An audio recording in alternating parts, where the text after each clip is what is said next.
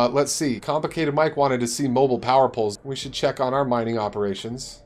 So you can see, if you look up at the mini map, oh wait, actually, the big map. All of this kind of roughly diamond area is my paved out, power poled, claimed area, sort of, where my base is. And then here's all my buildings that I've actually built. I've got miners going out in all directions. I've got blight miners up here. They've got a string of power poles connecting them to my power grid. That is coming up over here. I pushed letter P on the keyboard to show the power grid. So here's my stationary power poles that I built to expand my grid out. Expanded it quite a bit before I started doing the mobile, or the extending power poles. But these all have the same program running. It's this very simple move unit, move away. Same target on each. I'll explain that in a second. But each of these are set to follow the next one. I numbered them here in the visual register, the thing that it shows to you. I just number them 1 through 5. I'll go up into the fog here. Here's number 1. His target is the twin bot, my miner. It's one of these guys. It's this one.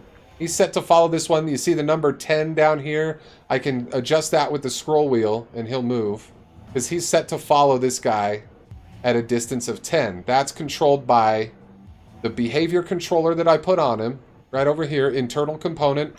It's a pretty early unlock. And it's a dash bot. I just built these all on dash bots. I've started building bigger mobile power poles on these guys, the Cubs. The medium one is the larger version. It works the exact same way. It's just got a bigger radius. So you'll see he's following at a distance of 22. The rest of them, they're following at a distance of 16, except for number 1 follows a little closer, because he doesn't have another power pole's radius or diameter to link up with. So I have him follow at 10, and that's enough to get him in range of these guys. And these guys all have a portable, or some of these do, portable power right there. Some of them have a portable power field on them. So they have a little bit of a diameter of power. But this guy, with his small power field, you should be able to build those. Behavior controller you should be able to build, and that's all it takes. You just slap a power pole on top of a dash bot and tell him to follow one of your miners. And I've got a cluster of miners working on each type of resource. And so I make my power poles follow the head miner. And then the further away they get from base, you can just build another power pole and have it follow the next one. You know, number 2 follows number 1. But you'll see, yeah, set him to 16 because they have that extra diameter all around them. The power field just has to be touching another power field and it shares the power. That's the whole idea, is we've linked the power field and extended the power field just by touching this one down here, which comes off my stationary, and this is all extended out of my whole faction's power field. You can build those poles in any assembler. Any assembler will build you the power poles. You just have to give it to the dash bot, and then it will equip it, or if it doesn't equip it automatically, you can drag it over to its small slot. You can actually just hold control on an item in their inventory, and they'll equip it. If you control and then click, or you can drag it from here to here, and that equips it. So you just have to give them one of those items, and that item can be made anywhere. Any building with an assembler can make the power poles. How do the poles get out there as the group moves? That's what the following behavior, this one. So I saved this program called Stay at Range, and it's real simple. Over here on the left, you can type in move for a search. That narrows it down to only the functions with move in them. And we're using move unit and move away range. 2 different functions. You can click and drag these over into here. Move unit, you can put another one in there. So you just want one. Move unit, that's going to tell it moves to another unit or within range of another unit. And then move away range moves out of range of another unit. And then you set these targets to this one, to the go-to. You click this go-to. Each target should be the go-to. And that means whatever the bot is set to go to in this field here, this is your go-to field, each bot has one of those. Like these are going to, my miners are set to read their radar and go to whatever the radar result is. That's why the green arrow goes from this radar result down to the go-to field. So that's what the bot's going to go to. That's where it's telling it, just go there.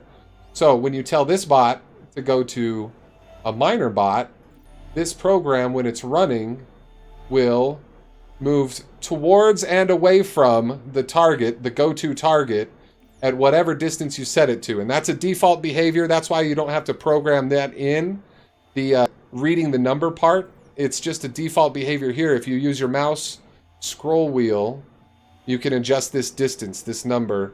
Like there's 9, and you see he moved up. Watch this power pole. I'll move the camera a little. I'll set it back to 10. And, oh, I'll set it to 12. And he's not moving. Now, what's happening? I don't know why he's not moving now. Oh, I know why. Because, look, I push stop on the behavior. It's not doing the behavior because it's not running. I have to push play, and then he'll move. Okay. So if I adjust it now, 9, he moves in. 10, he moves away. He's just staying 10 squares away from his go-to target because this behavior is telling him to do that. Move to the target. Move away from the target, whatever that number is. So, set the go-to target, set the distance with the mouse scroll wheel. And that's a real simple behavior that will help you get mobile power poles. And you just keep building more as you need more. The further they go, if he gets out of range and they're not connected to the power field anymore, you just build another one and tell it to follow the last in the line. And then you can see down here, I've got strings of those following my silica miners. They're working on this pile, and they've got, where's number 1? Oh, there's number 1 following number 2, number 3, number 4, number 5, number 6. So that's that guy. And where's my crystal miners? Oh, they're down here. So they've got 1, 2, 3, and theirs go all the way back into the power field actually, because they don't actually need these many power poles, but they've got them. They were on a longer line earlier. Now, let me get a screenshot of this for you. I'll post this in the Discord. I'm going to post that in the Desynced thread channel. Stay at range. So you can look at that and just, all you have to do is get that behavior chip loaded up, and then you can edit the behavior and just make it look like this. Like that photo, like what's on the screen now. Remember, you can search over here, type in move, and you'll be able to find move unit range a lot easier. Oh, move away range. There you go. It's move away range. Don't use move unit range. Use move away range. Appreciate everybody coming along. Hope it's all looking good, sounding good out there. Playing Desynced tonight, running through some of my more basic operations that are they've made life easier. They've made life a lot easier. Yeah, tutorializing. These power poles make life a lot easier with the mining, because then they're always powered. That's the thing. If these miners run out of power, you're out of luck. And you get pretty far away from base after not too long. So it starts to help to have a power pole just going with them, or a string of power poles. Here you go. My laterite, too, is down here. They've got a long string. They're coming all the way out. These medium power poles I like. They got a lot bigger radius, or diameter, or whatever. It's nice. Then you need fewer power poles, but they're medium size. So you have to put them on a cub, or a medium slotted unit. What else? We had ore miners are getting out to here now. My ore miners have left my immediately powered area. Oh, they're about to be done with that section. They're getting out there. Oh, they're disconnected. Look, their power pole isn't touching the power grid anymore. That's all my miners for coal. I'm gonna send them over to, yeah. Come on, boys. Over here, boys. Over here. I just click it a lot because if they scan again, they'll go back to what they scanned before they get to this stuff. Make sure they get there. Now they should be good. Yeah, now scan this. Yeah, do that pile. Do that pile. And now they're connected to the power grid again. And you see their power poles came with them. 1, 2. There's 1. There's 2. Just followed them back there, which is fine, which is great. Grand wonderful.